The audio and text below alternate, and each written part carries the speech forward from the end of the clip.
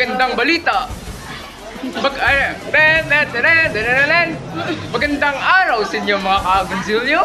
Ito po ang aming balita. So may tatawagin kami na pangalan James. James, come here. Bakit? Ano ang issue na nalaman ko dito sa Gonzilyo? Your Honor, wala ka ng issue dahil. Ay, wala pala kaming issue. Roxanne. So,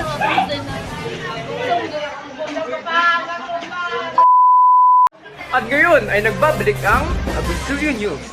Kaninang alas 12 ng hapon ay ugto, wala kami maging himo. Nagtamay-tambay, kagawla sa teacher. Walang iban, galantaw sa cellphone, gagat tambay-tambay.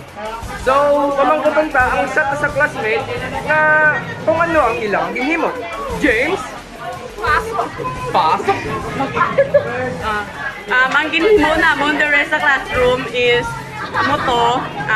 mag-quiz tani kami sa mong subject pero wala na tuloy kay. Oo, back to you. Kaya, Yeah. wala na tuloy ang amon nga quiz kaya bili ma'am short in time. Kaya always check your schedule. Don't be okay na to. At nagbabalik ang Gonzilyo News. So kaninang umaga, hapon, akala namin short in time. Pero hindi pala.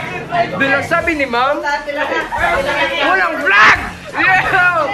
So wala na akong masabi, kaya tatawag ako sa isang mga kaklase natin. At hindi na si James, kundi si Jerwell Sinoy! So as you can see,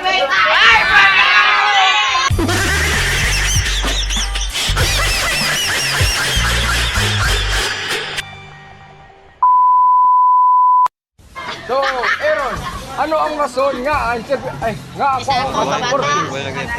Kasi wala na po akong pera. Dapat kailangan ko yung taguyod ng aking pamilya.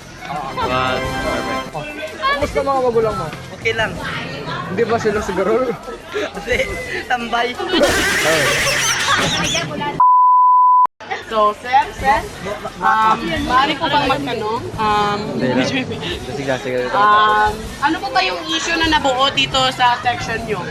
Balita ko. Pinagilitan po nung kukiri namin ng sir nila.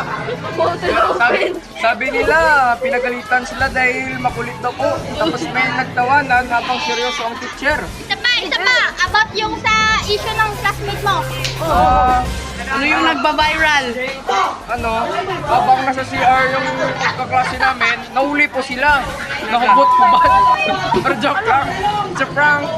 So, nandito po tayo ngayon at magre-report po ako dito sa PIAC section. Wala nga tao. Nga kada ma-report. Hindi na pwede ma-interview nila. Takin na mo!